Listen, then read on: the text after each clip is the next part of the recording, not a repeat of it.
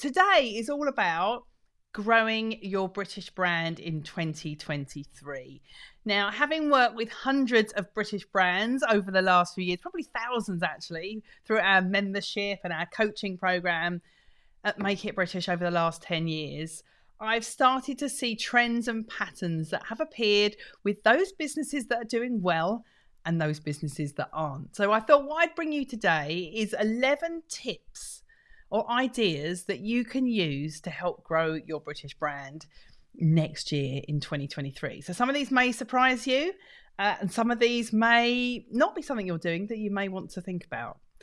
And I have to say, we all know like the next few months, possibly a year or two, are going to be challenging for the UK.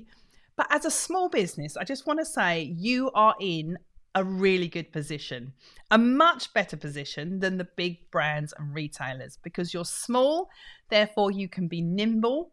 They've got products that they've bought months ago. They have got marketing strategies that have been set months in advance by huge teams of people. You as a small business can switch things up, test things out, try new things, and change to see what works. And that is the most important thing that I want you to get across today. Now is your time to shine, okay? If you've got a business that makes in the UK, now is definitely your time to shine.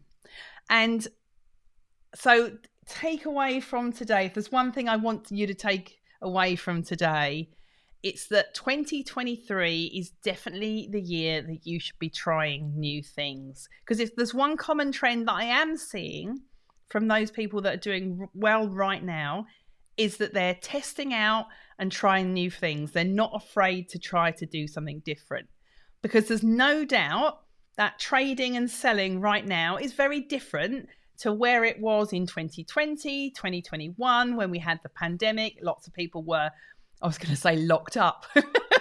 Well, we were, weren't we? Lots of people were locked in and they had a lot of time to spend on the internet, surfing and searching. And a lot of business was done online. A lot of people did very well out of focusing all of their marketing efforts on Instagram.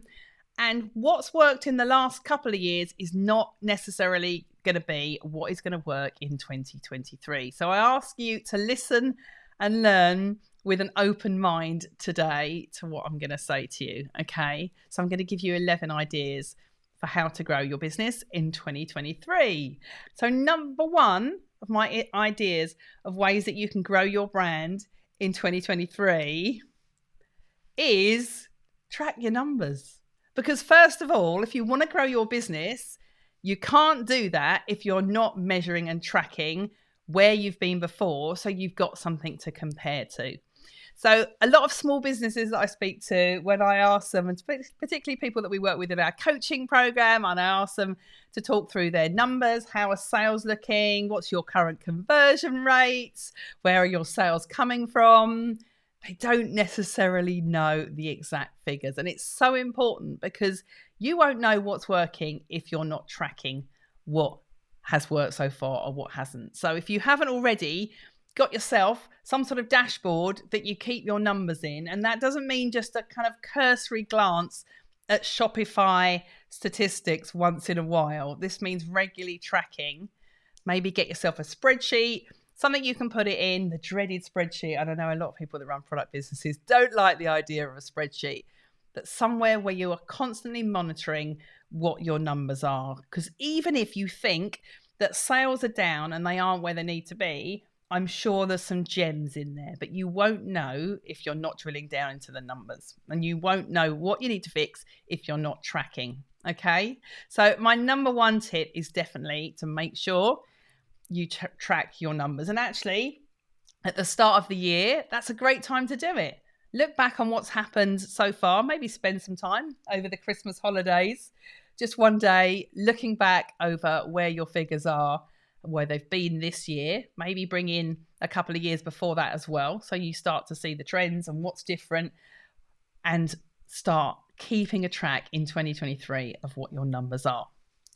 So number two on my list, it's time block.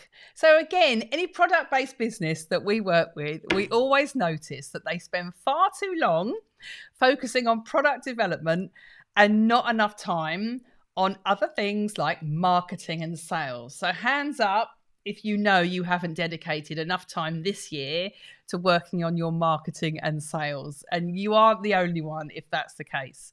So one of my recommendations is that you spend at least 30% of your time on doing marketing and sales. And that doesn't mean that's the sort of thing you can outsource to an agency or a social media person, and therefore you don't need to spend any time on it at all. Because even if you are outsourcing it, you should be setting the strategy for what your marketing and sales strategy is going to be for the year. So one of the best ways that I recommend to do that is actually to block out the time. Because if it's not in the diary, if you're anything like me, it's not going to happen. So set yourself time aside every week strategically to block out time to be working on marketing and sales so that you've got a plan. And that doesn't mean as well that's just scrolling through Instagram or TikTok. That's not marketing. Marketing is actually thinking, how are you going to get people aware of your product and your brand and what you do, and how are you going to get them to make that purchase? Okay. So you really need to be blocking out time to do that.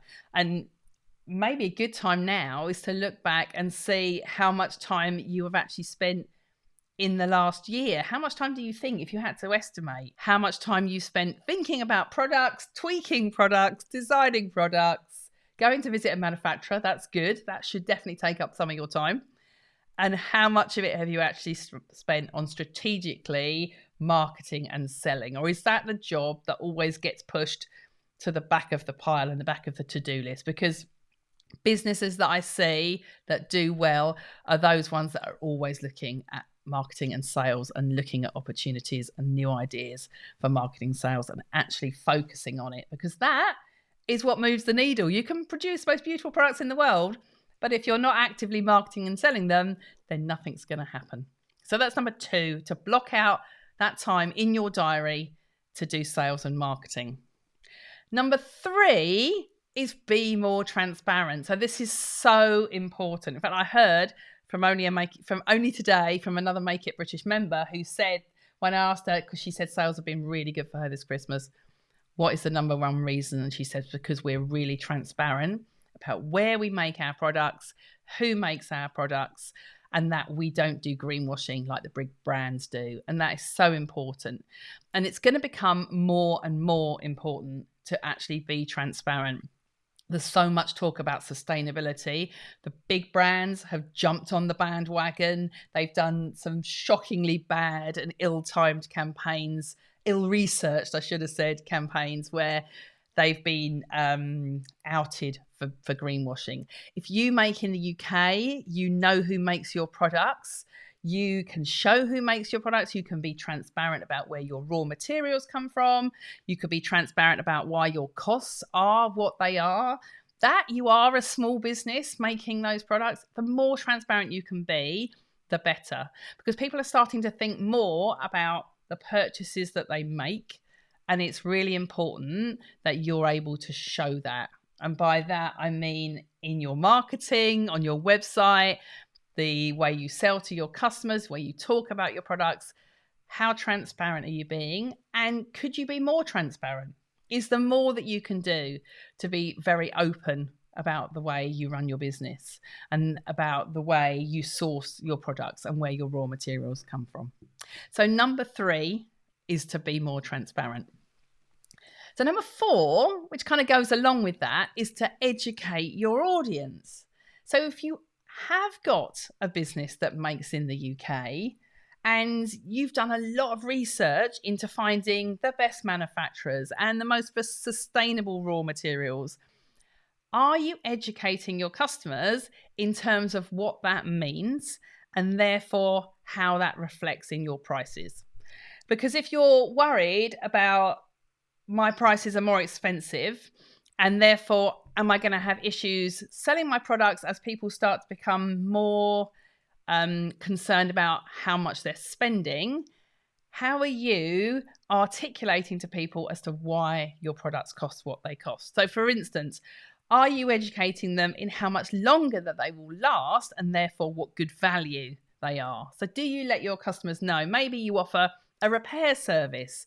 Are you educating your customers in terms of why you do that, how you do that, where you do that? How are you letting people know? That could be on social media. It should definitely be on your website. Is it on your labeling?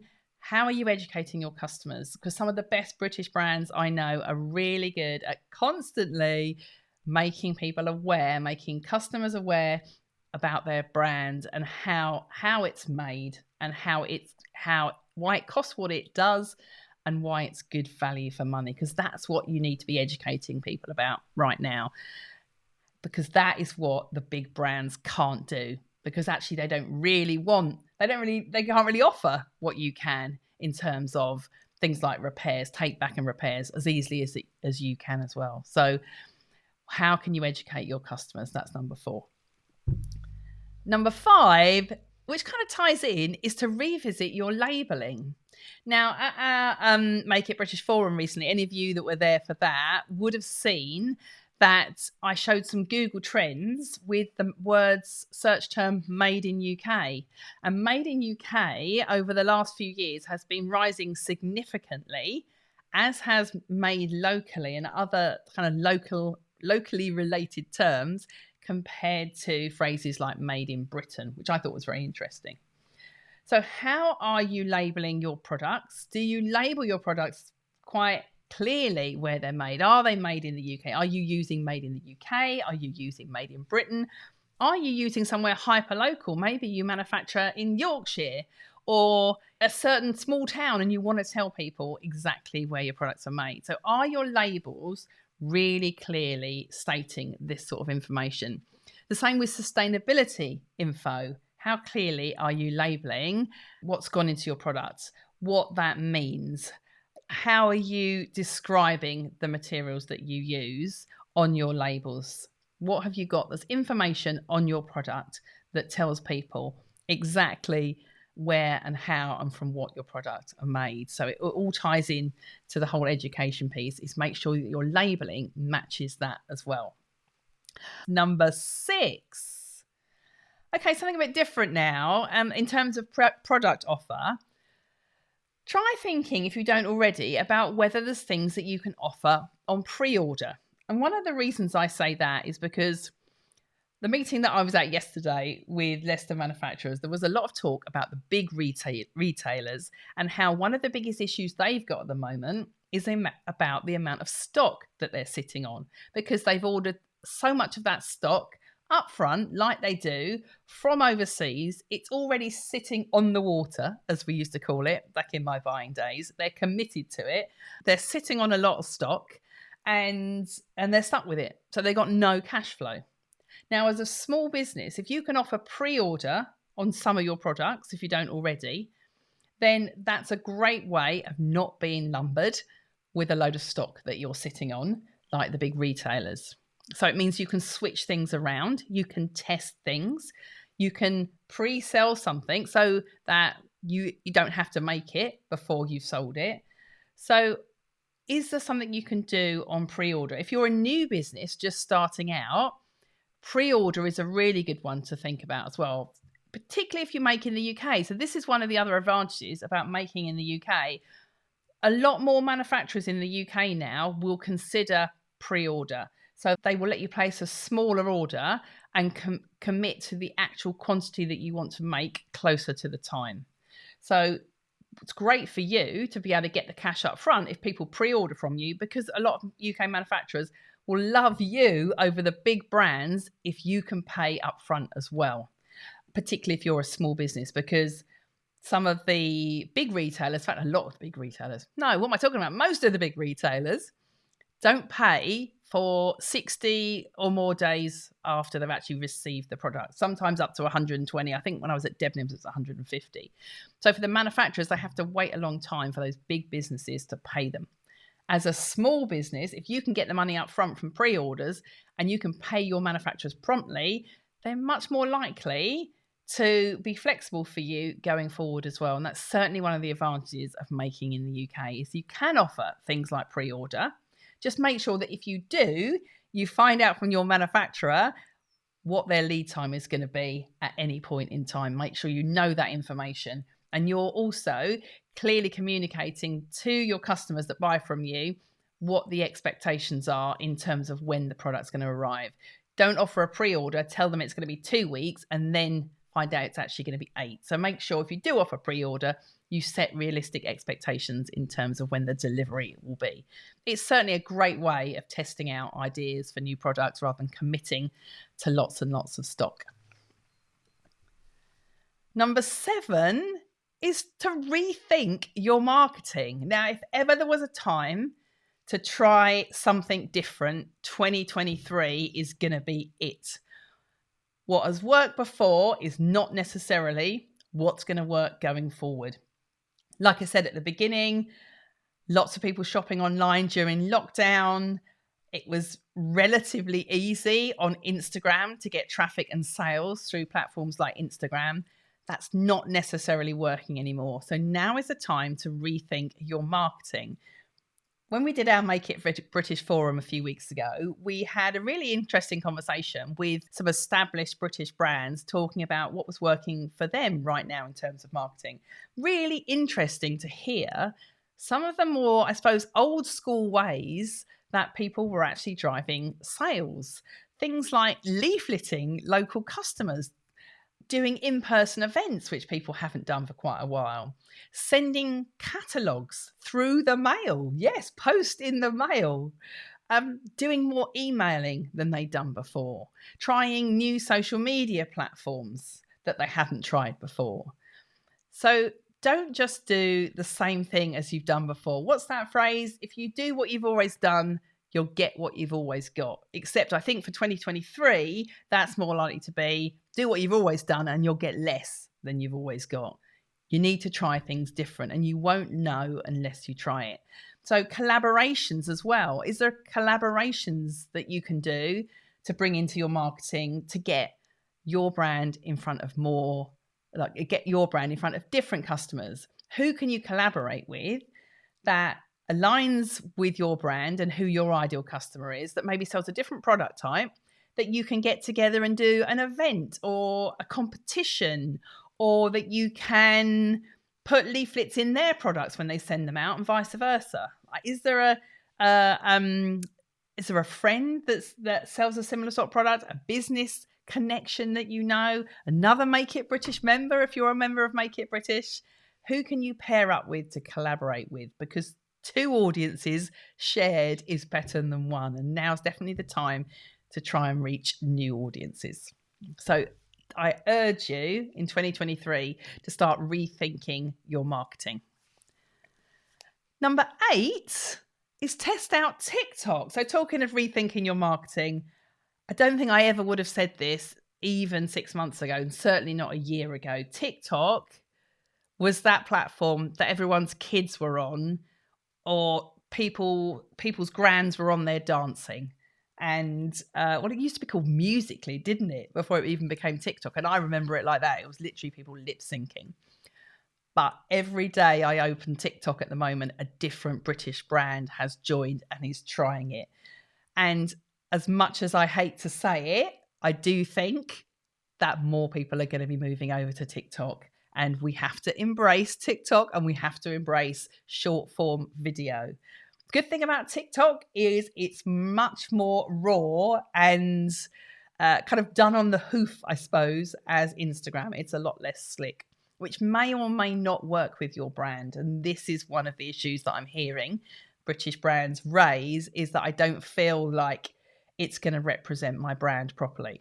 So I'm not saying don't continue on Instagram. You need Instagram. It's almost become a catalogue, a visual searchable catalogue of your business, a window into your business for people to then go over to your website or to follow you somewhere else. So you need to be on Instagram. It's kind of a necessary. But do you also need to be experimenting on TikTok? I'm putting that out there as something for you to consider. Certainly download the app if you've not done already. Follow some other British brands and brands that you admire and see what they're doing. I saw a talk recently about TikTok, and the person that was giving the talk said there's 2 things that go on TikTok. There's education and there's entertainment. Now, the entertainment as a brand, you're probably not going to get involved in. It's the dancing and pointing and lip syncing and silly stories. But education is definitely something you can get involved in. So what does that mean to your brand? Definitely TikTok is something to keep an eye on, I would say. So I've put it in there for you to think about. Right, let's get on to point 9. So number 9 is reward loyal customers. There's 2 ways to grow your sales, to make more sales. The one thing is to find more customers to sell to. And the other thing is to sell more products to existing customers. And I think from rewarding loyal customers, if you've got a brand that makes in the UK, in order to get them to repeat purchase or spend more with you each time they buy from you, is a really good way of growing your sales, because I'm sure there are some real gems of people that have already bought from you, who love you, who would like to hear more from you and find out what you're offering next. So make sure, firstly, that you're keeping them in the loop and you are emailing existing customers regularly. Is there also something you can send specifically for loyal customers so they feel special? Maybe that's even a Christmas card that goes through the post. Also think about, what are you doing for those loyal customers when they buy from you? If you notice that someone repeat buys from you, are you dropping them in a little note to say thank you for another purchase? Are you even getting on the phone to them? I mean, talking about rethinking your marketing, getting on the phone, as in old school sales in that way, and speaking to existing customers is a brilliant way to get loyal customers, because they feel really valued. We've worked with people who have customers who've come back time and time again and spent thousands of pounds with them, because they pick up the phone about an order. When they see an order come through online for like a £500 jacket, they get on the phone to that customer just to say, thank you for your purchase. Can I just double check this? Or can I just double check that? It's a really good way of opening up a conversation with someone. 9 times out of 10, they will speak to you. They'll absolutely love it that the brand owner is calling them and asking them a question. You could also reach out to them on social media, but I think actually picking up the phone old school and speaking to loyal customers is a really good way to get those customers to continue to be loyal to them. So have a think about what you can do to reward those loyal customers that you've already got. And if you don't know who your repeat customers are, then go back to point number 1, which was track your numbers. Within that, you should know who are your highest spending customers. Keep a list of them and do something special for those customers that are spending money with you every month. Who are your top customers, your most loyal customers? That's definitely something that you can do to offer the personal touch, okay, which very few of the big stores will do. So this is where you can be different. Number 10 is brush up your websites. Now, websites are one of those things where a lot of brands do a set it and forget it. They'll get an agency to develop it for them and it'll look fantastic when it's first launched, but then they don't actually know whether that website is actually driving sales for them. So you should definitely know with your website, what is your conversion rate? What are your most visited pages? How many people are adding things to the shopping cart and then not going on to purchase? What are those products that they're adding to the shopping cart and not going on to purchase? And then working out why. So if your conversion rate is low, but your traffic to your website is good, you're getting people on your website, but there's something about your website that is stopping them from actually making a purchase. So you need to be digging down and looking at what is actually happening on your website and whether that website is doing what it needs to do for you, which is delivering sales. And particularly, I see when people have spent a lot of money on a fancy web agency, they've got a lovely looking website, but not as necessarily a really well converting website. And by converting, I mean converting traffic, i.e. visitors to the site, into sales. So take a look at your website. maybe with a customer's eyes. Think about it from a customer's perspective. What are the reasons why they might not be purchasing from you once they get onto your site? Maybe it's mobile. Maybe more than 50%, 60, 70% of your traffic is from mobile, but your website hasn't been optimized for mobile. So do that whole customer journey through the customer's eyes that they would do, and look at your figures for your website, look at your analytics for your website, and work out where the issues are, where are the bottlenecks on your website, and think about getting them fixed. Because a lot of people launch a website and then don't think any further about it, and then they wonder why they've not got any sales. So if sales are down for you, look at how much traffic are you getting to your site. If the traffic is the same as it was last year, but the conversion rate is lower, you've got an issue with your website. The same amount of people are coming, but they're not buying. So what is it about your offer, the website, the way you're presenting it to them that is not optimized and it's not working? And if it is that your conversion rate is the same, but you've got less people coming to your website, you need to spend much more time on marketing to get people to your site. So think about adding that to your marketing strategy when you start looking at spending that all important time every week on doing your marketing. Right, so let me just recap on what the points are so far. So number 1 was track your numbers. Number 2 was block out your time. Number 3 was be more transparent. Number 4 was educate your audience. Number 5 is revisit your labeling. Number 6 is offer pre-order. Number 7 is rethink your marketing. Number 8 is test out TikTok. Number 9, reward loyal customers. And number 10, brush up your website. And then finally, number 11, if you want to grow your British made brand in 2023 and want someone to help and guide you, as well as a group of other small business owners to hold you accountable, then why not apply to join British Brand Accelerator? It's a comprehensive, hands-on coaching program for small business owners who want to launch and grow a profitable UK-made brand. And there's no better way of hitting your goals in 2023. To apply, go to makeitbritish.co.uk/apply. I look forward to seeing your application. And if your application is accepted, I'll also send you my special training on how to develop profitable UK-made products. So what are you waiting for? Get your application in right now, and let's help you hit your goals in 2023. The most important thing, I think at the end of the year, it's a great time to look back, even if you think the last few weeks maybe have not been as you've wanted them to be. Look back and see how you've done compared to the last couple of years, and also pre-COVID, pre-lockdown, 2019, because a lot of people are saying in retail, we're at where we used to be in 2019. So look historically at how you've done, what has done well and what has not worked so well, and what can you build on, and what can you change, and what can you do new in 2023. If there's one thing I want you to walk away from what I've just said today, it's that you need to try new things in 2023. Okay, that's the most important thing. So I hope that's really helped give you some ideas for 2023. Take care.